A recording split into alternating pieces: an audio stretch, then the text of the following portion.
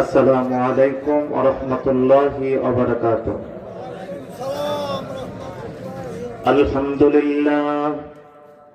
আলহামদুলিল্লাহিল্লাযী হাদানা লিল ইসলাম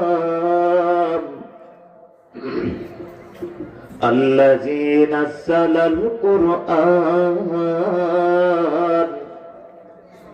হুদাল লিন-নাসি ওয়া বায়্যিনাতিন মিনাল হুদা وبينات من الهدى والفرقان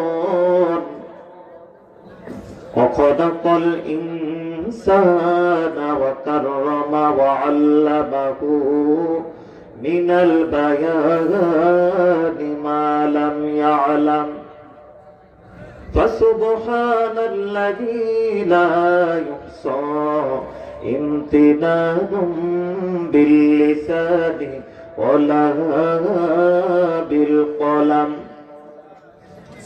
ونشهد أن لا إله إلا الله وحده لا شريك له ونشهد أن سيدنا وسندنا وحبيبنا وطبيبنا وأولانا ومولانا محمد صلى الله تعالى عليه وعلى آله وأصحابه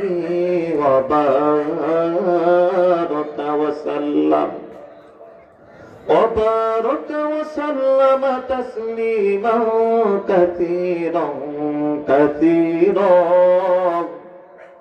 الذي أرسله الله تعالى بالحق بشيرا ونذيرا وداعيا إلى الله بإذنه سراجا وقمرا منيرا أما بعد فأعوذ بالله من الشيطان الرجيم بسم الله الرحمن الرحيم إنا نحن نزلنا الذكر وإنا له لحافظون وقال رسول الله صلى الله عليه وسلم يقال لصاحب القرآن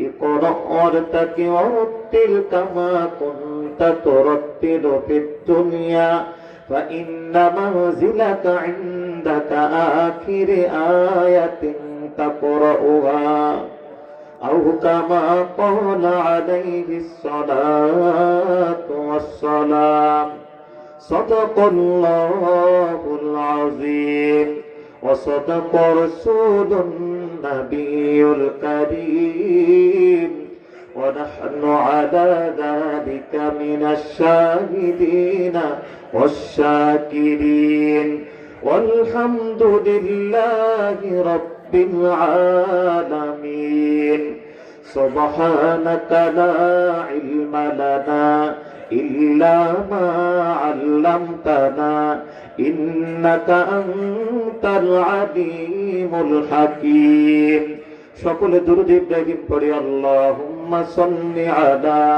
মুহাম্মাদ ওয়া আলা আলি মুহাম্মাদ কামা সাল্লাইতা আলা ইব্রাহিম ওয়া আলা আলি ইব্রাহিম ইন্নাকা হামিদুম মাজিদ اللهم بارك على محمد وعلى آل محمد كما باركت على إبراهيم وعلى آل إبراهيم إنك حميد مجيد لا إله إلا الله একটু জোরে জিকির করে সামনে চলে আসেন।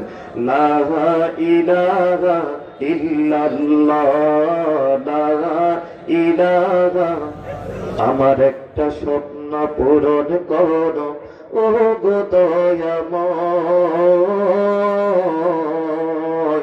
তোমার পথে চলতে গিয়ে মরণ যেন হয় আমার, তোমার পথে চলতে গিয়ে মরণ যেন হয়।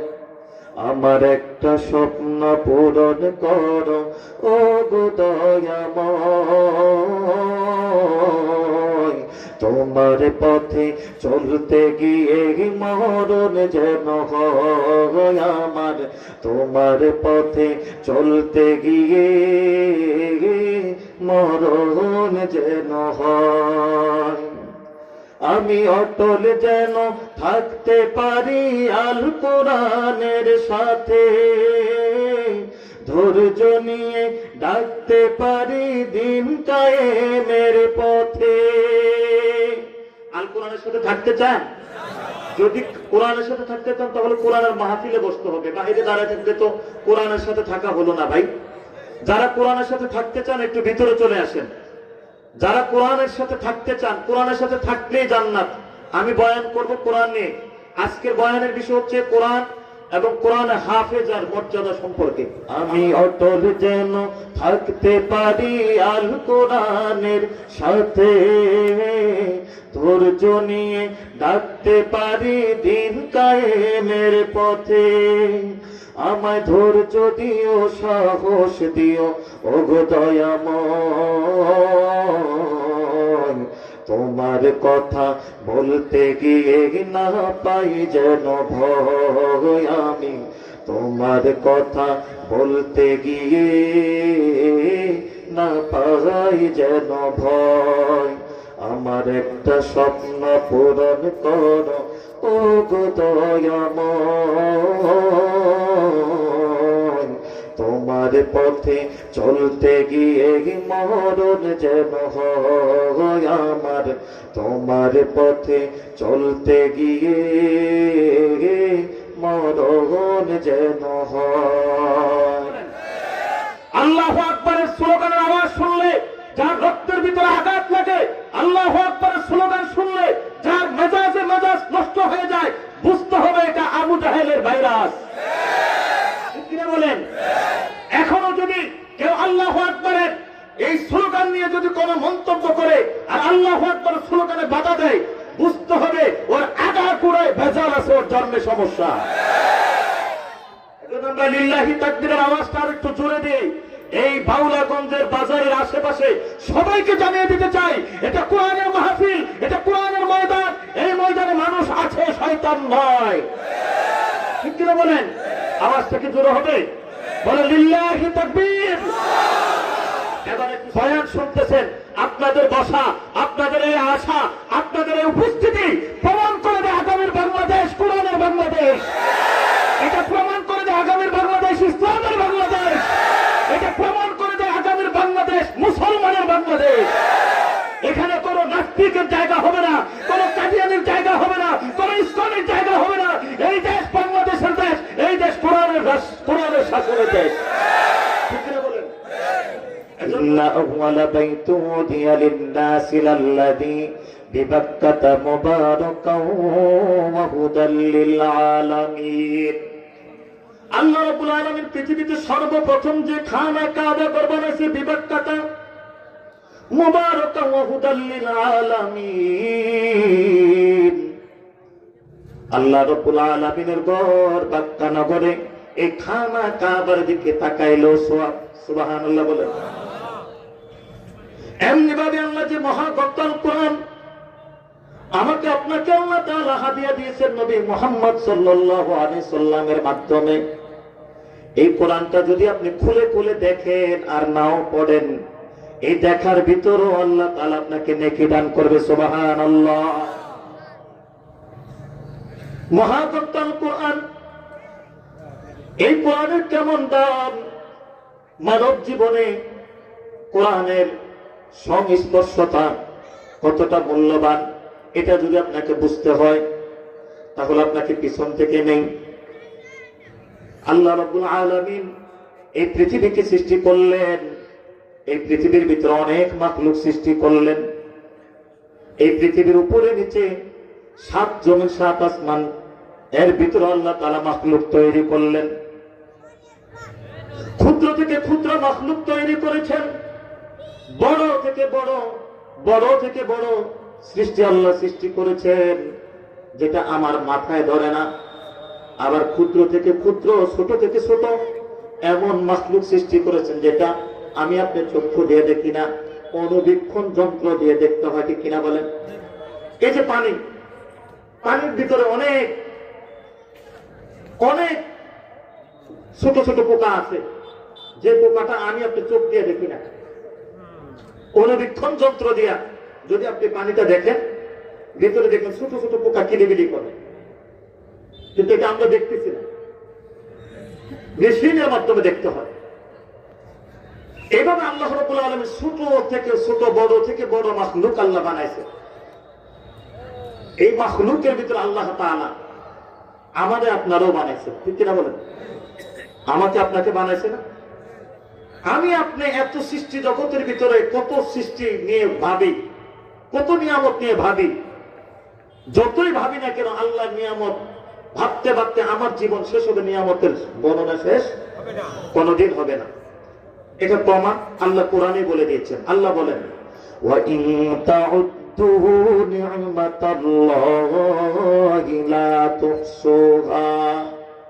আল্লাহ বলেন, বান্দারে আমি আল্লাহ তাআলা তোমাদেরকে যত নিয়ামত দান করেছি, তোমার জীবনের হায়াত সব দিয়ে যদি নিয়ামতের গণনা করো, তোমার হায়াত শেষ হবে, আমি রবের কি নিয়ামতের গণনা শেষ হবে না। সুবহানাল্লাহ বলেন। এত এত নিয়ামত আল্লাহ বানাইছেন। আল্লাহ রাব্বুল আলামিন প্রথম আসমানটাকে আমার জন্য আপনাদের জন্য সাজায় দিয়েছেন। আল্লাহ বলেন, ওয়ালাকাদ যায়্যানাস সামাআদ দুনিয়া বিমাসাবিহ। আল্লাহ বলেন, আমি প্রথম আসমানটা গ্রহ নক্ষত্র তারা দিয়ে তোমাদের জন্য সাজিয়ে দিয়েছি। সুবহানাল্লাহ। এই প্রথম আসমানে আমি আপনি দেখি একটা সূর্য, এই সূর্যটা পৃথিবী থেকে 9 লক্ষ কোটি গুণ 13 লক্ষ গুণ বড়। এই সূর্য থেকে আল্লাহ তাআলা আসমানে এমন এমন তারকা বানাইছেন সূর্যের তুলনায় 10 লক্ষ গুণ বড়। নাসার বিজ্ঞানীরা এটা গবেষণা করে পেয়েছে সূর্য পৃথিবী থেকে 13 লক্ষ গুণ বড়, আর সূর্য থেকে আকাশের এক একটা তারকা 10 লক্ষ গুণ বড়। আল্লাহু আকবার বলবেন না?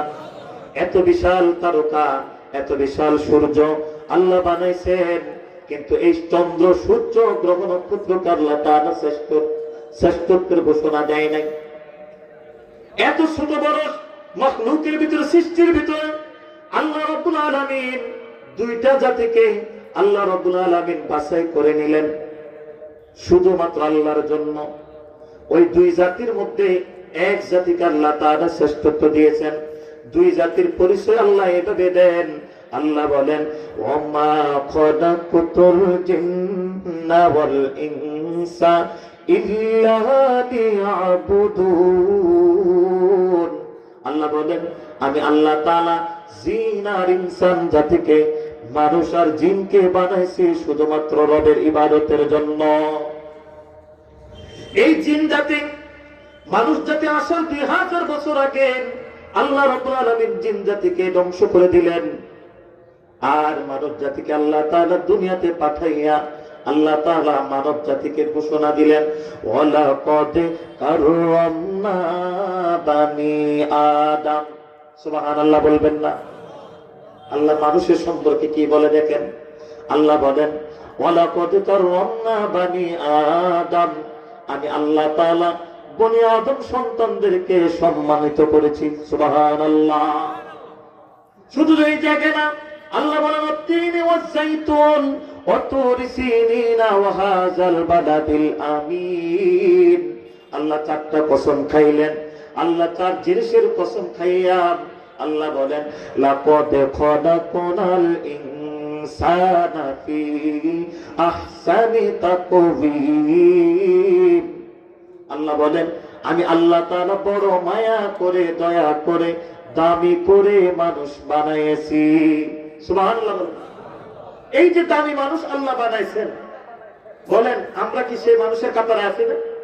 কথা বলেন, আমরা এখানে যারা বসছি সবাই মানুষ না জিন? কথা বলেন, এখানে জিন আছে? তাহলে মানুষের কথার আওয়াজ তো নাই। আমরা সবাই মানুষ, সবাই কি মানুষ। আল্লাহ মানুষের সম্পর্কে বললেন যে আমি বনি আদম সন্তানদেরকে সম্মানিত করেছি, কিন্তু বনি আদমের ভিতরে যে সম্মানিত করেছেন এই সম্মান আমার আর আপনার আছে কি নাই আজকের কোরআনের বয়ানের মাধ্যমে বুঝে নেবেন। আমাদের দেশে যত দিন যাচ্ছে, যত সময় যাচ্ছে, আমরা দেখতে পাচ্ছি মানুষগুলা কেমন জানে পরিবর্তন হচ্ছে, কেমন জানে পরিবর্তন হচ্ছে। আমাদের দেশে যতই পরিবর্তন আসুক, কিন্তু কোরআন থেকে মানুষ দূরে সরে যায় নাই। যত নাস্তিকের আবির্ভাব ঘটুক না কেন, তত কোরআনওয়ালার আবির্ভাবও আমাদের দেশে ঘটতেছে, ঠিক কিনা বলেন? আজ থেকে 20-25 বছর আগে আমরা কোন নাস্তিকের কথা শুনি নাই, এত নাস্তিক আমরা দেখি নাই। দেখি নাই। আমাদের মাহফিল গুলা, এই মাহফিল গুলা বানসাল করার জন্য বক্তাকে হুমকি দেওয়া, বক্তার বিরুদ্ধে কথা বলা, মাহফিল কমিটির বিরুদ্ধে কথা বলা, মাহফিলের মানে মেহমানকে নিয়ে এত এত আলোচনা সমালোচনা কেন হবে বলেন? এত সমালোচনা হওয়ার দরকার কি? আমরা সবাই মিলেমিশে করি কাজ, হারে যেতে না হিলাস, মিলেমিশে করলেই তো সুন্দর হয়ে যায়, ঠিক কিনা বলেন? এজন্য পরামর্শের মাধ্যমে যে ইসলামিক সেমিনার গুলো সাজানো যায়, কারো মনে কষ্ট যেন না যায়, সবাইকে নিয়ে ইসলামিক প্রোগ্রাম গুলা করা, সবাইকে নিয়ে কি করা? ইসলামিক প্রোগ্রাম করা। বিএনপির ভাই যারা, তারা মুসলমান না? কথা বলেন। জামাত ইসলামের ভাই তারা মুসলমান না? তাহলে যত দল, রাজনৈতিক দল আছে, যদি নাম হয় সবাই নাম দিয়ে সুন্দরভাবে মাহফিল গুলা করা, কারো মনে কষ্ট না দেওয়া, কোন বক্তাকে হুমকি না দেওয়া। বক্তা মেহমান মানুষ, তাকে হুমকি দিয়ে আটকানো এটা কোনো ভালো মানুষের কাজ না। হুমকি দিয়েছি কি দেয় নাই এটা আমি জানি না, হুমকি দিয়েছি কি দেয় নাই এটা আমি জানি না। যদি দিয়ে থাকে এটা মানুষের কাজ হতে পারে না। আমি বুঝেছি, এটা কথা বুঝাইতে পারলাম। আবার আমি এমনও শুনছি বক্তা আরেক জায়গায় মাহফিল করতেছে, আরেক জায়গায় মাহফিল করতেছে, সে অসুস্থতার কথা বলে এখানে আসে নাই। যদি এটা করে থাকে তাহলে বক্তার কাজও ভুল। কথা বলেন, বক্তার কাজও কি ভুল। এজন্য আমরা মুসলমান, আমাদের ঈমান থাকবে সাথে, আমরা সবসময় হকের পক্ষে থাকবো। আমরা কেন মানুষের কাছে বিক্রি হয়ে যাব? কোন মানুষের কাছে মুসলমান, কোন মানুষের কাছে, কোন ব্যক্তির কাছে কোন মুমিন বিক্রি হতে পারে না। কথা বুঝাতে পারছি? এরপর আমাদের দেশের মাহফিলকে বানসাল করার জন্য যুগে যুগে নাস্তিক তৈরি হয়ে আছে। তারা বলে মাহফিল করলে কি লাভ? এত এত মাহফিল করে বাংলাদেশে কি হচ্ছে? কোন লাভ হচ্ছে? এই মাহফিল করার কারণে বাংলাদেশে যাত্রাপালা বন্ধ হয়ে গেছে।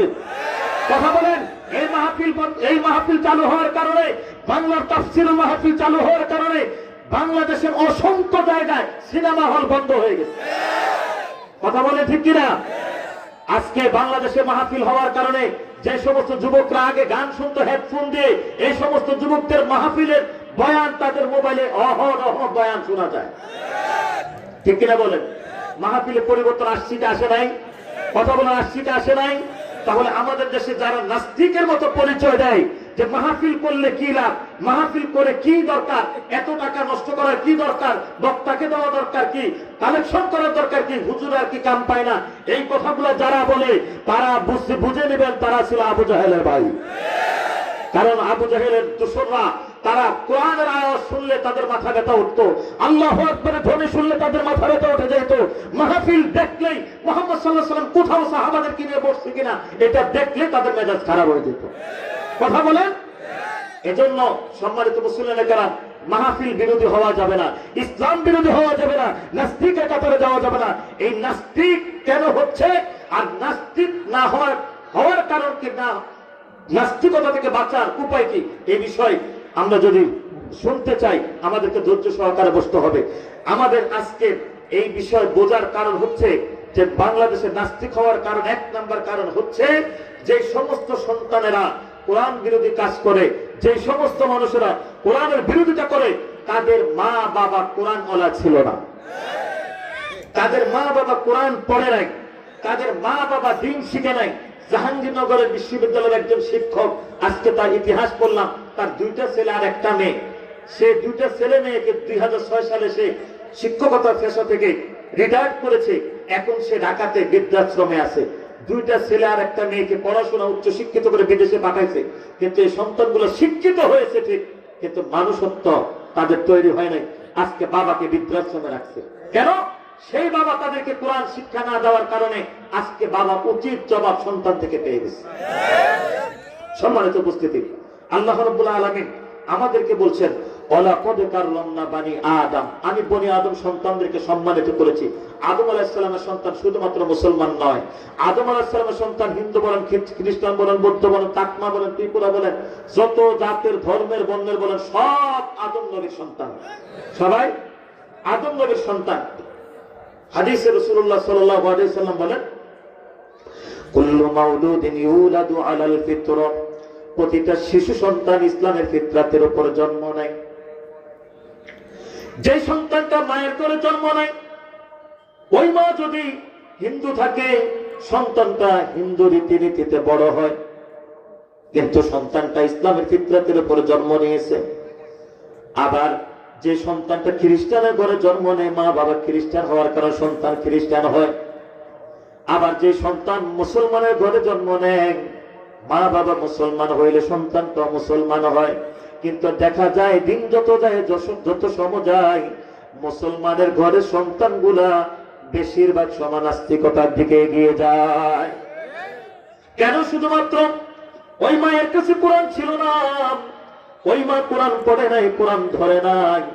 ওই মা যদি আজকের বাউলাগঞ্জ আল হেরা কওমি মহিলা কওমি মাদ্রাসার একজন হাফেজা মেয়ে হইতো, তার পেটের ভিতর থেকে যে সন্তানটা বের হবে, ওই সন্তানটা কখনো নাস্তিক হবে না। ঠিক কিনা বলেন? এজন্য আল্লাহ রাব্বুল আলামিন বলেন, ও দুনিয়ার মানুষেরা, তোমরা যদি তোমাদের শ্রেষ্ঠত্ব ধরে রাখতে চাও, তাহলে তোমার দুইটা জিনিস ধরা লাগবে।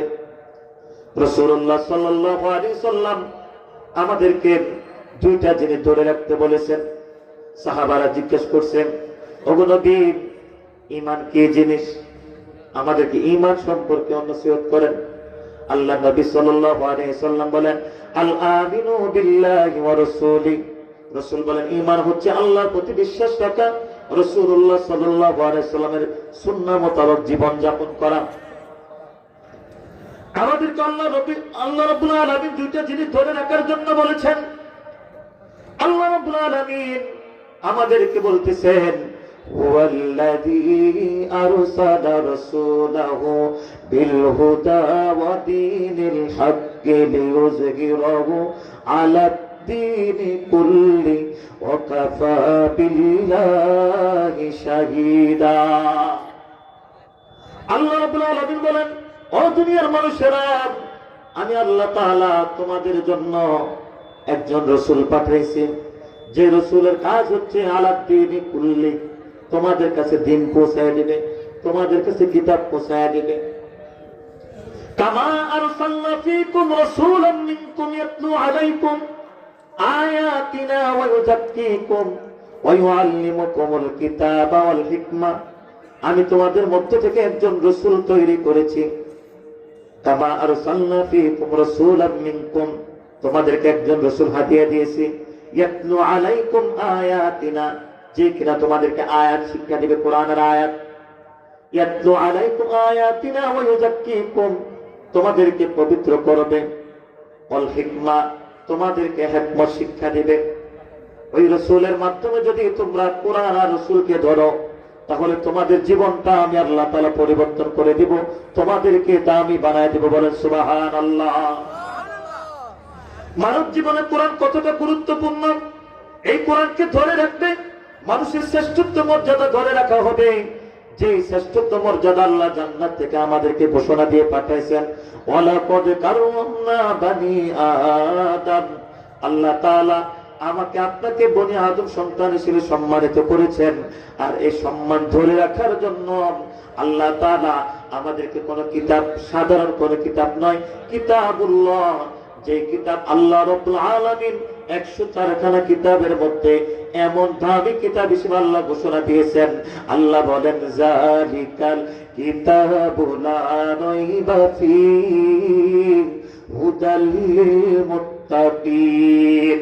আল্লাহ বলেন, আমি আল্লাহ তাআলা তোমাদেরকে যেই কিতাব দিয়েছি, জালিকাল কিতাব হাযা কিতাব, এই কিতাব আমাদের সামনে যেটা আছে কোরআন, আর জালিকা কিতাব ওই কিতাব, এই কিতাবটাকে আল্লাহ তাআলা বাল হুয়া কুরআনুম মাজিদ ফি লাউহিন মাহফুজ, যেটা লৌহে মাহফুজে আল্লাহ রাব্বুল আলামিন সংরক্ষণ করে রেখেছেন। ওই কিতাবকে আল্লাহ তাআলা জালিকাল কিতাব দ্বারা বুঝাইয়া বললেন, এই কিতাব যদি তোমরা পড়ো, লা রাইবা ফি, আল্লাহ বলেন লা মানে নাই, রাইবা মানে কোন ভুল। সুবহানাল্লাহ বলেন না, কোন ভুল নাই, কোন সন্দেহ নাই, একটা নির্ভুল কিতাব আমি তোমাদেরকে দিয়েছি। হুদাল লিল মুত্তাকিন, আল্লাহ বলেন এই কিতাবটা যে ধরবে, যে পড়বে, আল্লাহ তাআলা তাকে মুত্তাকিন বানাইয়া দিয়ে দিবে। বলেন সুবহানাল্লাহ। এই কিতাব যে পড়বে, যে ধরবে, তাকে আল্লাহ তাআলা কি বানাবে? মুত্তাকিন বানাবে। এমন কিতাব আল্লাহ রাব্বুল আলামিন আমাকে আপনাকে দান করেছেন। এই কিতাব আল্লাহ রাব্বুল আলামিন পাহাড়কে দিতে চাইছিল, পাহাড় নেয় নাই। লাউ আনজালনা হাযাল কুরআন আলা জাবালিন লারাআইতাহু খাশিআম মুতাসাদ্দিআম মিন খাশিয়াতিল্লাহ। পাহাড় বলছে, ওগো আল্লাহ, এই কোরআনের ভার আমি সহ্য করতে পারবো না, এই কোরআনে তো ওজন, এই কোরআনের ভার আমার সহ্য করা সম্ভব হবে না। আল্লাহ নিজে কোরআনের হেফাজতের দায়িত্ব নিয়েছেন। আমি খুতবার শুরুতে যে আয়াত পড়েছি, আল্লাহ বলেন ইন্না নাহনু নাযালনা যিকরা ওয়া ইন্না লাহু লাহাফিজুন। আল্লাহ বলেন নিশ্চয় আমি আল্লাহ কোরআন নাজিল করেছি, এই কোরআনের হেফাজতকারী হচ্ছে আমি আল্লাহ। সুবহানাল্লাহ। কোরআনের হেফাজতকারী কে? এজন্য যুগে যুগে এই কোরআনকে 1500 বছর ধরে অনেকেই এই কোরআনকে বন্ধ করতে চাইছিল। কোরআনের হাফেজদেরকে ভারতের জমিনে একেবারে চামড়া খুলে খান, পশুর মতো চামড়া খুলে ছিলে ছিলে কোরআনের হাফেজদেরকে হত্যা করতে চাইছিল। কোরআনওয়ালা একজন বাংলাদেশের তাফসীর কারক আল্লামা সাঈদী সাহেবকে 14টা বছর জ্বালায়া একদিন হত্যা করেছে, কিন্তু কোরআনের আওয়াজ কি বন্ধ হয়ে গেছে? কথা বলেন, তাফসীর মাহফিল কি বন্ধ হয়ে গেছে? এক বক্তা জেলে গেলে 10 বক্তা আল্লাহ ঘরে ঘরে তৈরি করে দেয়, ঠিক কিনা বলেন? এক কোরআনওয়ালাকে বন্দী করলে 10 কোরআনওয়ালা তৈরি হয়ে যায় জমিনে, ঠিক কিনা বলেন? কোরআনকে থামাইতে চাইলে কোরআন আরো আওয়াজ বাড়ায় দেয়, ঠিক কিনা বলেন? এজন্য কোরআন কখনো বন্ধ হবে না, কারণ আল্লাহ নিজেই কোরআনের হেফাজতের দায়িত্ব নিয়েছেন। কোরআনের হেফাজতের দায়িত্ব কে নিয়েছেন? আল্লাহ নিয়েছেন। এজন্য কোরআন বিরোধিতা কোনোদিন কোনো কাজ করিয়েন না। যারা কোরআন বিরোধিতা কাজ করবে, কারণ তারা জাহান্নামে যাবে, এটার প্রমাণ আল্লাহ কোরআনে দিয়েছে। 4 কারণে মানুষ জাহান্নামে যাবে। কয় কারণ? কথা বলেন। আরো অনেক কারণ আছে, আমি 4টা কারণ আপনাদেরকে শোনাই। কিয়ামতের ময়দানে জান্নাতীরা যখন জাহান্নামীদেরকে দেখবে, তাকে একসাথে দুনিয়াতে নামাজ পড়ছে, কি পড়ছে? মাহফিলে বসছে, বয়ান শুনছে, কিন্তু কিয়ামতের ময়দানে দেখবে সে একজন জান্নাতে আর একজন জাহান্নামে। তখন এই জাহান্নামীদেরকে জান্নাতীরা দেখে বলবে, মা সাবাকাকুম ফি সাকার, ও জাহান্নামী, তোমার কোন কাজে তোমার জাহান্নামে নিয়ে গেল? তখন জাহান্নামী বলবে, ক্বালু লাম নাকু মিনাল মুসাল্লিন, আমি দুনিয়াতে নামাজি ছিলাম না। তখন জান্নাতি বলবে, না, তুমি একসাথে মাহফিলে বসছো, একসাথে ফজর পড়ছো, যোহর পড়ছো, আসর পড়ছো, মাগরিব পড়ছো, মাথায় রুমাল বাঁধছো, তুমি বলতেছো নামাজ পড়ো নাই, আমিও নামাজ পড়লাম, তুমিও নামাজ পড়লাম, তুমি জাহান্নামী হইলে আমি জান্নাতে, কারণ কি? তখন সে বলবে, আমি নামাজে ছিলাম ঠিক, কিন্তু এই নামাজ ছিল আমার দেখানোর নামাজ। কারণ কোরআনে কারীমের ভিতরে আছে, ইন্নাস সালাতা তানহা আনিল ফাহশাই ওয়াল মুনকার। আল্লাহ বলেছেন নিশ্চয় নামাজ মানুষকে ফাহিশের কাছ থেকে কি রাখে? বিরত রাখে। এখন আপনি বলুন, হুজুর আঙ্গ মসজিদে একজন মুসল্লি আছে, সে শুধু খায় নামাজও পড়ে, গোসল খায় নামাজও পড়ে, হারাম খায় নামাজও পড়ে, মানুষের জমি দখল করে নামাজও পড়ে, মানুষকে মাইর দেয়, আবার নামাজও পড়ে। আছে না নাই? আপনাদের এলাকায় নাই, অনেক এলাকায় আছে। এরকম নামাজে আছে না নাই? আল্লাহ বললো নামাজ পড়লে নিশ্চয় নামাজ মানুষকে খারাপ কাজ থেকে বিরত রাখে। কিন্তু আমাদের সমাজের মুসল্লিকে, এই নামাজি মুসল্লিকে টিভি থেকে বিরত নাই, বিড়ি থেকে বিরত নাই, ইয়াবাদতের থেকে বিরত নাই, গাঁজা থেকে বিরত নাই, হারাম কাজ থেকে বিরত নাই। কারণটা কি? কারণ হচ্ছে আল্লাহ বলে ওইটা মুসল্লি না, ওইটা হচ্ছে ওই মুসল্লি। ফাওয়াইলুল লিল মুসাল্লিন, আল্লাহ বলে এরা হচ্ছে বন্ড মুসল্লি। আল্লাযীনা হুম আন সালাতিহিম সাহুন আল্লাযীনা হুম ইউরাউন। আল্লাহ বলেন ভণ্ড মুসল্লির গুণ হচ্ছে দুইটা। তারা নামাজ যখন পড়ে লোক দেখানো নামাজ পড়ে, আবার নামাজে যখন দাঁড়ায় খুব অলসতার সহিত দাঁড়ায়। এই ভণ্ড মুসল্লিরা কিয়ামতের ময়দানে জাহান্নামী হবে। কি হবে? এটা হলো 1 নাম্বার কারণ। 2 নাম্বার কারণ হচ্ছে ওয়ালাম নাকুনু তুইমুল মিসকিন, তারা মিসকিনদেরকে খাবার দিত না। আছে না, যখন মাদ্রাসার এতিম ছাত্রদের জন্য খাবার চায় যে ভাই আমাদের মহিলা মাদ্রাসায় একটু শরীক হয়ে, তখন দেখবেন এক ধরনের লোক নাক ছিটকায়, আপনাদেরকে টাকা পয়সা দিয়ে কোনো লাভ নেই, আপনারা খালি মানুষ থেকে চাঁদা তোলেন, নিজের পকেট ভারী করেন। এরকম বলে কি বলে না? কথা বলেন, বলে কি বলে না? ঘুষা মারে না যে হুজুরে খালি নিজের পকেটে টাকা ভরে, এতিমের কথা বলে বলে টাকা নেয় আর নিজের পকেটে টাকা ভরে। তো হুজুরে এতিমের জন্য টাকা তোলার দরকার নাই, আপনি টাকা তোলা এতিমকে আপনি খাওয়ান। কথা বলেন, আপনি টাকা তুলে আপনি মিসকিনকে খাওয়ান। আপনি নিজে কয়েকজন মিসকিন খাওয়াইতে পারেন, কয়েকজন এতিম খাওয়াইতে পারেন, কয়েকজনের দায়িত্ব নিতে পারেন। একজন আলেম, একজন ইমাম, একজন শিক্ষক 10 জন এতিমকে খাওয়ানোর দায়িত্ব নিতে পারেন। কথা বলে ঠিক কিনা? জাহান্নামে যাওয়ার 2 নাম্বার কারণ ওয়ালাম নাকুনু তুইমুল মিসকিন, যারা মিসকিনদেরকে খাবার দিত না, নাক ছিটকাইতো, মিসকিন দেখলে হিংসা করত, মিসকিনের বিরোধিতা করত, এতিমের বিরোধিতা করত, এই কারণে আল্লাহ তাকে জাহান্নামে নিয়ে যাবে। নাউজুবিল্লাহ বলে। তাহলে আজ থেকে যদি কোনো মিসকিনের জন্য, এতিম ছাত্রের জন্য টাকা চায়, কোনো কটূক্তি করবেন না, দিয়ে দিবেন।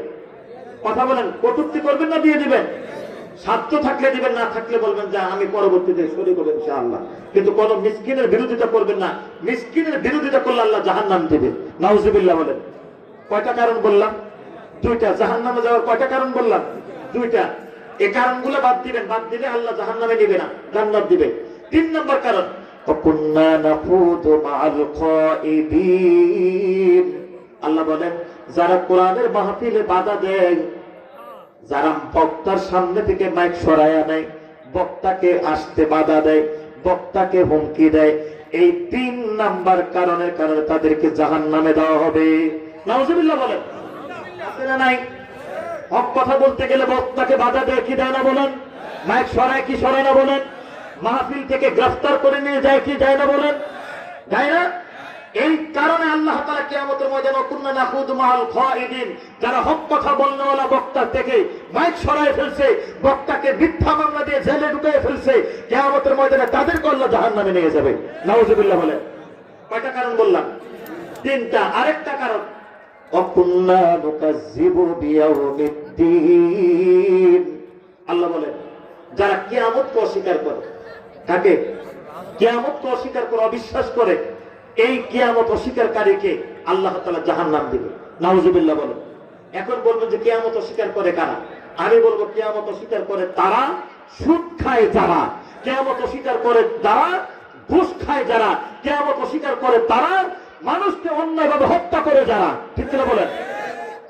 কারণ সে যদি কিয়ামতকে স্বীকারই করতো, কোন মানুষকে আঘাত করতো না, কোন মানুষকে হত্যা করতো না, কোন মানুষের সম্পদ হরণ করতো না, কোন মানুষকে বাড়ি থেকে তাড়িয়ে দিত না, কোন মানুষের উপর জুলুম করতো না, কোন মানুষের উপর সে জালেম হতো না। ঠিক না বলেন? কারণ সে কিয়ামতকে ভয় পায়। যারা কিয়ামতকে ভয় পায় না তারাই এমন কাজ করে। এই 4 কারণে কি বললাম? যারা ভণ্ড মুসল্লি ছিল, যারা মিসকিনদেরকে খাবার দেয় নাই, যারা হক কথা বলল আলেমদেরকে বাধা দিয়েছে, কোরআনের মাহফিলে কথা বলতে দেয় নাই, যারা 4 নম্বরে কিয়ামতকে অস্বীকার করে দুনিয়ার সমস্ত পাপিষ্ঠ কাজে নিয়োজিত থাকতো, এই 4 ধরনের লোককে আল্লাহ জাহান্নামে দিবে। বলেন নাউজুবিল্লাহ। আল্লাহ আমাদেরকে 4টা অন্যায় কাজ থেকে বিরত রাখুক, হেফাজত করুক। বলেন আমিন। তাহলে সম্মানিত মুসলিমে কেরাম, আল্লাহ রাব্বুল আলামিন বলেছিলেন, আমি বলছিলাম, আল্লাহ বলেছেন ইন্না নাহনু নাযালনা যিকরা ওয়া ইন্না লাহু লাহাফিজুন। আমি আল্লাহ কোরআন বানাইছি, আমি আল্লাহ কোরআন নাযিল করে কোরআনের হেফাজতের দায়িত্ব আমি আল্লাহ নিজে নিয়েছি। অর্থাৎ এই কোরআন তোমরা দেখবা, পড়বা, শুনবা, এটা হেফাজত আমি আল্লাহ করব। বলেন 1500 বছর এই কোরআনকে যারা থামাইতে চাইছিল, আজও পর্যন্ত কি কোরআন থামাইতে পারছে? থামাইতে ভবিষ্যতে পারবে? বিশ্বাস হয়? কথা বলেন, থামাতে পারবে? পারবে না। কারণ এই কোরআনের হেফাজত কে করবে? আল্লাহ করবে। কোরআনে কারিমের ভিতরে আল্লাহ দুইটা আয়াত বলছে, যেটা অন্য জায়গায় আল্লাহ বলে না। আরো 4টা কিতাব, আমাদের কোরআন সহ 4টা কিতাব প্রসিদ্ধ। কয়টা? তাওরাত, জবুর, ইনজিল, কোরআন। তাওরাত, জবুর, ইনজিল। আল্লাহ বলে না ইন্না আনজালনা তাওরাতা ওয়া ইন্না লাহু লাহাফিজুন। তাওরাতে আল্লাহ এই আয়াত বলে নাই। ইন্না আনজালনা ইনজিলা ওয়া ইন্না লাহু লাহাফিজুন। ইনজিলে এই কথা আল্লাহ বলে নাই। ইন্না আনজালনা যাবুরা ওয়া ইন্না লাহু লাহাফিজুন। জবুরে আল্লাহ এই কথা বলে নাই, শুধু এক জায়গায় বলছেন ইন্না নাহনু নাযালনা যিকরা ওয়া ইন্না লাহু লাহাফিজুন। আল্লাহ শুধু কোরআনে বলার কারণে কোরআনই ঠিক আছে, জবুরও ঠিক নাই, তাওরাতও ঠিক নাই, ইনজিলও। কথা বলেন, সব কি হয়ে গেছে? পরিবর্তন হয়ে করে ফেলছে। কিন্তু কোরআন পরিবর্তন করতে পারছে কেউ? একটা জবর, একটা নোক্তা, একটা আয়াত কেউ পরিবর্তন করতে পারছে বলেন? তো পারে নাই কিয়ামত পর্যন্ত। কথা বলেন, কিয়ামত পর্যন্ত পারবে না। কোরআন আল্লাহ হেফাজত করবে। কোরআন কে হেফাজত করবে? আল্লাহ হেফাজত করবে। এই কোরআন যে আল্লাহ হেফাজত করবে, যার ভিতরে কোরআন থাকবে তাকেও কে হেফাজত করবে? কথা বলেন, তাকেও কে হেফাজত করবে? আল্লাহ হেফাজত করবে। আপনারা মনে হয় কষ্ট পাচ্ছেন, আমি অল্প সময় শেষ করে দিচ্ছি। আপনারা যদি কোরআনের সাথে থাকেন, আপনাদেরকেও আল্লাহ হেফাজত করবে। কোনো জায়গায় ভয় নাই, দুনিয়াতেও না, আখিরাতেও নেই, কবরেও নেই। একজন কোরআন আল্লাহ প্রেমিকের কথা বলি, আপনারা শুনেন। আমেরিকাতে সাম্প্রদায়িক ঘটে যাওয়া একটা ঘটনা, 100-200 বছর আগের ঘটনা। সাম্প্রদায়িক ঘটে যাওয়া, সম্প্রতি ঘটে যাওয়া একটা ঘটনা।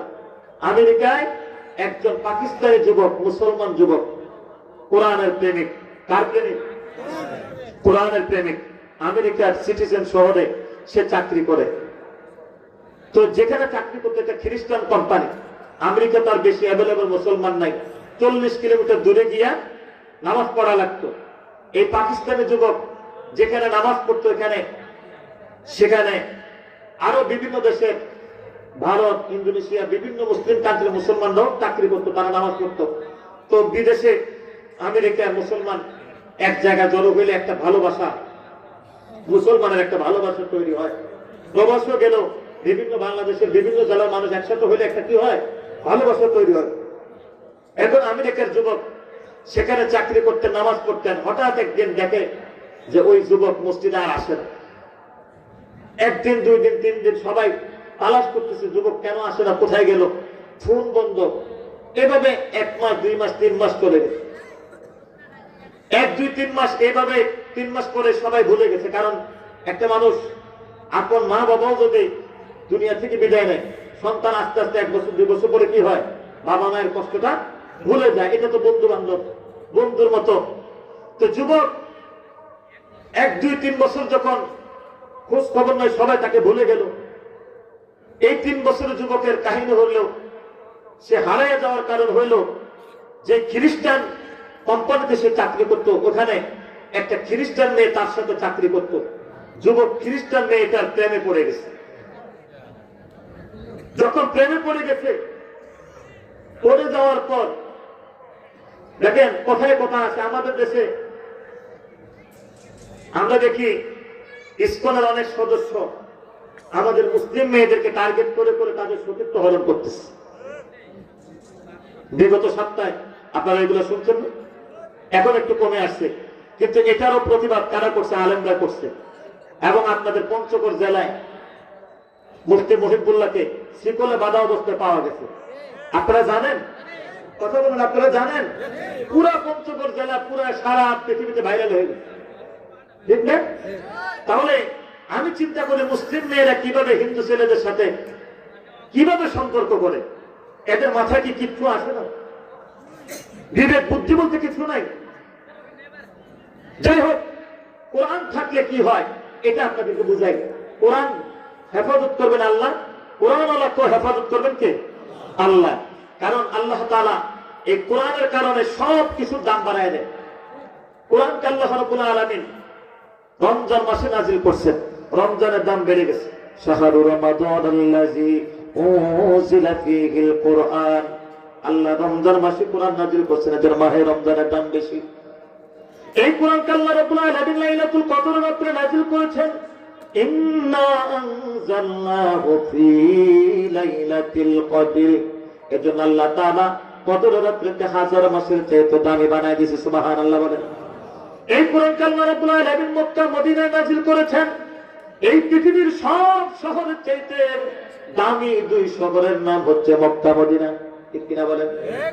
এই কোরআন আল্লাহ রাব্বুল আলামিন যে হাফেজার সিনার ভিতরে ফিট লাগাই দিয়েছে, ওই হাফেজ কোরআনের হাফেজামের দাম তো আল্লাহ বাড়ায় দিয়েছে। সুবহানাল্লাহ। আমেরিকার যুবক ওই খ্রিস্টান মেয়েটার প্রেমে পড়ে গেলেন। মেয়েটাকে দেখে মুগ্ধ হয়ে গেলেন, বললেন আমি তোমাকে বিয়ে করতে চাই, তোমার সাথে আমার সম্পর্ক করতে চাই। মেয়েটা বলল আমি খ্রিস্টান, তুমি মুসলমান। মুসলমান আর খ্রিস্টানের ভিতরে বিবাহ হবে না, হয়তো তোমাকে ধর্ম ছাড়তে হবে, নয়তো আমাকে ছাড়তে হবে, কোনোভাবেই সম্ভব না। যুবক বলল যেটাই করা লাগে আমি করব, তবু তোমার সাথে আমার বিবাহ করতে হবে, তোমাকে আমার চাই। মেয়েটা বলল যদি তুমি আমাকে সত্যি ভালোবাসো তাহলে আমার গার্জিয়ানদের সাথে কথা বলো, আমার গার্জিয়ান যে সিদ্ধান্ত দিবেন তুমি যদি মেনে নাও তাহলে আমি তোমাকে বিবাহ করতে রাজি।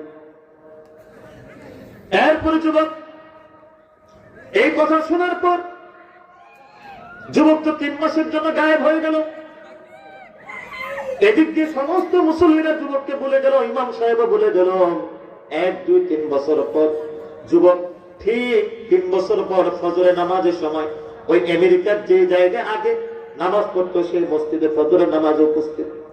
ইমাম সাহেব ফজরের নামাজের সালাম ফিরায় দেখে যুবক এক কোণা দাঁড়ায় নামাজ পড়তেছে। কয় বছর? 3 বছর। যুবক 3 বছর পর যখন মসজিদে নামাজ পড়তেছে ইমাম সাহেব দেখে চিনে ফেলছে, পুরাতন মুসল্লিরাও চিনে ফেলছে, তাড়াতাড়ি দিয়া ধরল, ভাই তুমি কোথায় গেলা, কোথায় হারায় গেলা? 1 দিন 2 দিন না 3টা বছর তোমার কোনো খোঁজ খবর নাই, আমাদেরকে বলেও গেল না। একসাথে চা খাইতাম, একসাথে খাবার খাইতাম, আড্ডা দিতাম, একটু কি বলা দরকার মনে করো নাই? তোমার জন্য অনেক টেনশন করেছি। যুবক বলতেছে হুজুর, ইমাম সাহেব কি বলতেছে, হুজুর আমার জীবনে 3টা বছর অনেক কিছু ঘটে গেছে। আমি একজন মেয়ের সাথে সম্পর্ক পড়ে গেলাম, ওই মেয়েটাকে বিবাহ করার জন্য পাগল হয়ে গেলাম। মেয়েটা আমাকে সত্য দিয়েছে, তার গার্জিয়ান যে সিদ্ধান্ত দেয় ওই সিদ্ধান্ত যদি মেনে নেয় আমাকে বিবাহ করবে। একদিন মেয়ের বাবা মাকে সবকিছু জানাইলো। ওই মেয়ের বাবা মা আমাকে বাড়িতে দাওয়াত করলো, আমি খ্রিস্টানের বাড়িতে গেলাম, অনেকগুলা খ্রিস্টান মানুষ দেখলাম, খ্রিস্টানদের পাত্রীও দেখলাম। আমি ভাবলাম আমাকে তারা ক্ষতি করবে, হয়তো আমাকে বিপদে ফেলবে, কিন্তু না না, তারা আমাকে বলল যুবক আমরা শুনেছি তুমি আমাদের মেয়েকে অনেক মহব্বত করো, ভালোবাসো, বিয়ে করতে চাও। আমাদের মেয়েকে যদি বিয়ে করতে হয় তোমাকে তোমার ধর্ম ছেড়ে দিতে হবে, নতুবা আমাদের মেয়ে ধর্ম ছেড়ে তোমার কাছে যেতে হবে। এখন আমাদের মেয়ে সিদ্ধান্ত হলো সে ধর্ম ছাড়তে পারবে না। তুমি যদি ধর্ম ছাড়ো তাহলে আমাদের মেয়ে তোমাকে বিবাহ দেওয়া হবে। যুবক বলল আমি ধর্ম ছেড়ে দিতে রাজি, তবু আপনাদের মেয়েকে বিয়ে করতে চাই। এবার মেয়েটা এই কথা বলার পর ছেলেটা বলল ঠিক আছে আমি ধর্ম ছেড়ে দিলাম, আপনাদের মেয়েকে বিয়ে করব। যুবকটার সাথে সাথে ইসলাম ধর্ম থেকে চলে গেলেন, ছেড়ে দিলেন। নাউজুবিল্লাহ বলি, ইসলাম ধর্ম ছেড়ে দিলেন। ইন্নাদ-দীনা ইনদাল্লাহিল ইসলাম, আল্লাহর কাছে একমাত্র মনোনীত ধর্মের নাম হচ্ছে ইসলাম। এই পৃথিবীতে অনেকে মনে করে সব ধর্ম দামি, এটা কেউ যদি বলে বুঝে নেবেন সেই ব্যক্তি মুসলমান না। কথা বুঝতে পারছি? এখন যদি আপনি রাজনীতির ভোট পাওয়ার জন্য যদি সব ধর্মের আপনি সমান মনে করেন, সব ধর্মকে কেউ যদি, এটা জামাত ইসলামের লোক হোক, বিএনপির লোক হোক, আওয়ামী লীগের লোক হোক, যেই দলের লোকে হোক, ভোট পাওয়ার জন্য যদি সকল ধর্মের মানুষকে সমান মনে করে, বুঝবেন লোকটা কাফের। কথা বুঝাতে পারছি? আল্লাহর কাছে মনোনীত ধর্মের নাম কি বলেন? ইসলাম। ইসলামের সাথে কোন ধর্মকে, কথা বলেন মুদ্রার এই পিঠ ওই পিঠ কোনটাই বলা, কথা বলেন রোজা আর পুজো কোনোভাবে সমান করা, কথা বলেন না কেন? সমান করা যাবে? তুলনা করা যাবে? যাবে না। একমাত্র কমপ্লিট ধর্ম, একমাত্র মনোনীত ধর্মের নাম হচ্ছে ইসলাম। কারণ আল্লাহ পরিপূর্ণই বলে দিয়েছেন আল-ইয়াওমা আকমালতু লাকুম দীনাকুম ওয়া আতমামতু আলাইকুম নি'মাতি ওয়া রাদিতু লাকুমুল ইসলাম দীনা। আল্লাহ আমাদের জন্য জীবন বিধান, আমাদের জন্য দিন পরিপূর্ণ মোকাম্মেল করে দিয়েছেন। পরিপূর্ণ দিন আর কিতাব আমাদের জন্য কি করে দিয়েছেন? কমপ্লিট করে দিয়েছেন। এখন আপনি এটাকে কমাইতেও পারবেন না, বাড়াইতেও পারবেন না, কিন্তু এটার সাথে কোন ধর্মকে তুলনা করা যাবে? যাবে না। এজন্য কমপ্লিট একটা ধর্মের নাম, সেটা হচ্ছে ইসলাম ধর্ম। যুবক পরিপূর্ণ ইসলাম ছেড়ে দিলেন, ছেড়ে দিয়ে তবুও মেয়েকে বিয়ে করবেন। এরপরে বললো যে তুমি ইসলাম ছেড়ে দিয়েছো, এতে আমরা কি নয়, বিশ্বাসী নয়। তুমি যদি আমাদের মেয়েকে বিয়ে করতে চাও তাহলে আমাদের সাথে খাবারের টেবিলে বসতে হবে। যুবক এবার ইমাম সাহেবকে বলতেছে, হুজুর আমাকে খাবারের টেবিলে বসানো হইল, সব খাবার দিল, আবার তাদের যে শুকরের মাংস সেটাও আমাকে দিল, আমি শুকরের মাংস খাইলাম। মেয়েকে বিয়ে করার জন্য শুকরের মাংস খাইলাম, এরপরে তারা আমাকে শর্ত দিচ্ছে, ও যুবক তুমি তো ধর্ম ছেড়ে দিয়েছ, শুকরের মাংস খাইছে তা তো আমরা বিশ্বাস করি না, তোমাকে তোমার পিতা মাতার সাথে সম্পর্ক শেষ করে দিতে হবে। আমি রাজি হয়ে গেলাম, বললাম আজ থেকে আমার বাবা মায়ের প্রয়োজন নাই। নাউজুবিল্লাহ, আমার বাবা মায়ের প্রয়োজন নাই। এটা কিন্তু কিয়ামতের আলামত। বাবা মাকে প্রাধান্য না দিয়ে প্রেমিক প্রেমিকাকে প্রাধান্য দেয়, প্রেমিকা প্রেমিককে প্রাধান্য দেয়, ঠিক কিনা বলেন? অথচ আল্লাহ রাসূল 3 বার বলছে ফানিকা হুয়া বাতিল, বাবা মার অবাধ্য যারা বিয়ে করে এই বিবাহ বাতিল, এই বিবাহ হয় না, এই বিবাহ হয় না। এজন্য কোন যুবক যুবতী নেই বাবা মায়ের মনে কষ্ট দিয়ে বিবাহের সিদ্ধান্ত নিয়েন না। বাবা মাকে যেভাবে হোক রাজি করে বিবাহের সিদ্ধান্ত নিয়েন। কোন বাবা মায়ের মনে কষ্ট দিয়ে বিবাহ করলে ওই বিয়ে ওই সংসার কখনো শান্তি আসবে না, ঠিক কিনা বলেন? এখন যুবক বাবা মাকে ছেড়ে দিলেন। 4 নম্বর সত্য দিল, যুবক তোমার বন্ধু বান্ধব সব ছেড়ে দিতে হবে। এক কথা হবে, তোমার ফেসবুক, তোমার মোবাইল নাম্বার, তোমার যাহা কিছু আছে সমস্ত কিছু আগুনে পুড়ে ফেলতে হবে। যুবক বলতেছে ধর্ম ছাড়লাম, আপনাদের সাথে শুকরের মাংস খাইলাম, বাবা মা ছেড়ে দিলাম, বন্ধু থাকতে কতক্ষণ লাগবে, সব ছেড়ে দিলাম, তবু আপনাদের মেয়েকে বিয়ে করবো। নাউজুবিল্লাহ বলে বলতেছে হুজুর, ইমাম সাহেবকে বলতেছে ঘটনা, আমি 4টা শর্ত মানার পর তারা আমাকে বলল তুমি যেখানে চাকরি করো সব বন্ধু ছেড়ে দিয়ে, চাকরি ছেড়ে দিয়ে আমাদের মেয়েকে নিয়ে অন্য আরেকটা আমেরিকার অন্য একটা শহরে চলে যাও, সেখানে বসবাস করো, যা লাগে আমরা দেব। যুবক বললো যে ঠিক আছে, আমি আমার বাড়িতে যাহা কিছু আছে আমার জিনিসগুলো নিয়ে আমি চলে আসতেছি বাসা থেকে। কাউকে না বলে আমি বাসায় গেলাম, বাসায় গিয়ে ব্যাগে সব কিছু ভরতেছি। আমি যে সকাল বিকাল কোরআন তেলাওয়াত করতাম, বারবার আমার এই চক্ষুটা কোরআনের দিকে যায়। আল্লাহু আকবার বলেন। বারবার কোরআনের দিকে আমার চোখটা যাচ্ছে, আর মনের ভিতরে বলছে, কোরআন আমাকে বলছে, এই যুবক তুমি আমাকে সকাল বেলা পড়তাম, তুমি আমাকে বিকাল বেলা তেলাওয়াত করতাম, তোমার ব্যাগের ভিতরে তোমার সমস্ত সামানা জায়গা হইল, আমার কোরআনের জায়গায় তোমার ব্যাগে হয় না। আল্লাহু আকবার বলে। যুবক বলতে লাগলো হুজুর আমি কোরআনের দিকে তাকায় রইলাম, চিন্তা করলাম ইসলাম ধর্ম ছেড়ে দিয়েছি, মা বাবা ছেড়ে দিয়েছি, বন্ধু বান্ধব সব ছেড়ে দিয়েছি, এই কোরআনকে কোনোভাবে ছাড়া যাবে না। কোরআন যত পড়ি তত মজা লাগে, আমি কোরআনটা ব্যাগের ভিতরে ঢুকায় নিলাম। ওই খ্রিস্টান মেয়েকে বিয়ে করে অন্য একটা শহরে চলে গেলাম। 1 দিন 2 দিন নয় হুজুর, 3টা বছর সংসার করলাম। আমি যখন নতুন সংসারে নতুন ঘরে গিয়া ঘর থেকে বের হওয়ার সময় কোরআনটাকে আমি তাকের উপর রাখতাম। ঘরে ঢুকতে একবার কোরআনটাকে দেখতাম, বের হতে একবার দেখতাম, আবার কাছ থেকে এসে কোরআনটাকে দেখতাম, পড়তাম। আমার বিবি মাঝে মাঝে আমারে বলতো তুমি কি মুসলমান ধর্ম ছাড়ো নাই? বিবিরে বলেছি, বিবিরে আমি মা বাবা, ইসলাম ধর্ম, বন্ধু বান্ধব সব ছেড়ে দিয়েছি, শুধুমাত্র একটা কোরআন নিয়ে এসেছি। আমি সব ছেড়ে দিয়েছি, একটা জিনিস মেনে নিতে পারো না, আমি তোমার 4টা শর্ত মেনে নিয়েছি, তুমি কি আমার একটা শর্ত কোরআন মানতে পারবা না? বিবি আমার তেমন কিছু বলে নাই। আজকে 3 বছর পর আমি কাছ থেকে বাড়িতে ফিরতেছি, ঘরের ভিতরে ঢুকে যখন আমি কোরআনটাকে ধরতে যাব, দেখতে যাব, আমি দেখি হুজুর ওই তাকের উপরে আমার সেই কোরআন শরীফটা এখন আর নাই, পাওয়া যায় না।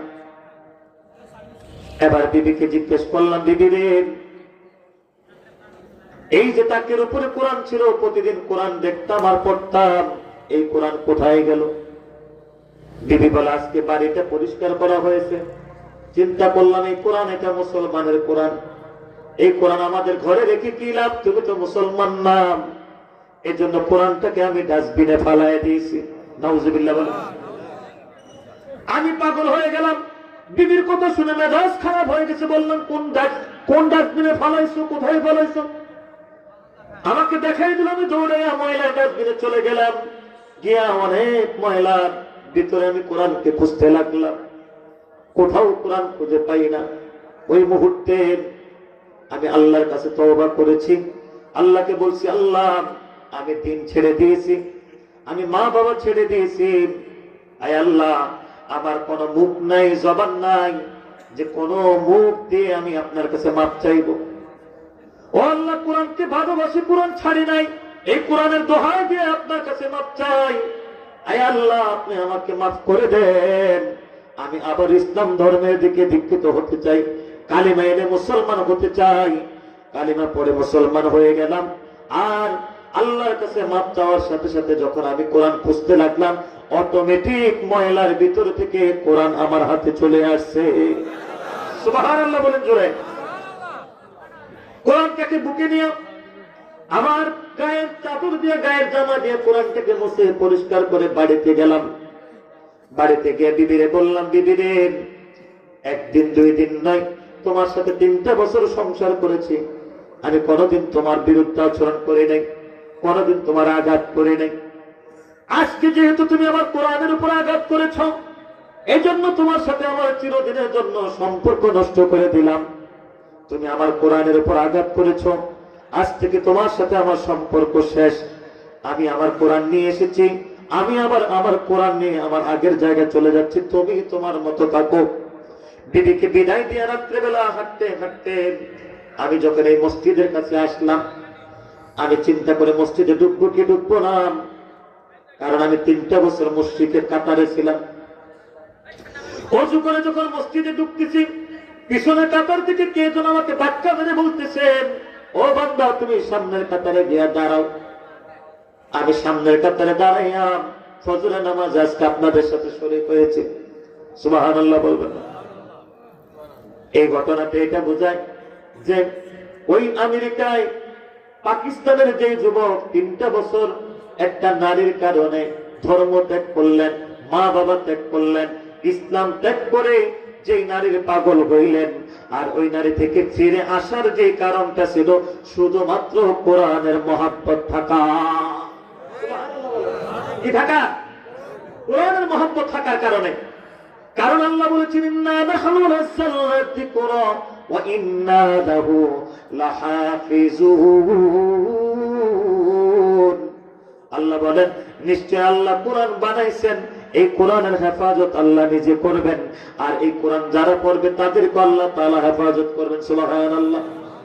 আজকে যে মাওলানা আল-হারা মহিলা কওমি মাদ্রাসার যে মেয়েগুলা হাফেজা হয়েছেন, এই মেয়েগুলাকে আল্লাহ তাআলা হেফাজত করবেন, এই মেয়েগুলাকে আল্লাহ সম্মান বাড়ায় দিবেন, মর্যাদা বাড়ায় দিবেন। এদের সম্মান যদিও মহিলার কারণে, মেয়ের কারণে ইস্তিজানা হয় না, তাদের বাবাকে দাঁড় করানো হয়েছে, ঠিক কিনা বলেন? করেছে না? কিয়ামতের ময়দানে এই হাফিজা মেয়েদেরকে আল্লাহ তাআলা বলবেন, হাদিসে কুদসির ভিতরে আল্লাহ তাআলা এইভাবে বলবেন, ইউকাদু লিসাহিবিল কুরআন। আল্লাহ বলবেন, ইউকাদু লিসাহিবিল কুরআন, ও সাহেবে কোরআন। আমরা বাদামওয়ালাকে দেখতে বলি বাদামওয়ালা, রিকশাওয়ালাকে দেখতে বলি রিকশাওয়ালা, ঠিক কিনা বলেন? কিয়ামতের ময়দানে যারা কোরআনের হাফেজ হবে, কোরআনের ধারক বাহক হবে, কোরআনওয়ালা হবে, আল্লাহ তাআলা তাদেরকে দেখে বলবে, লিসাহিবিল কোরআন, ও সাহেবে কোরআন।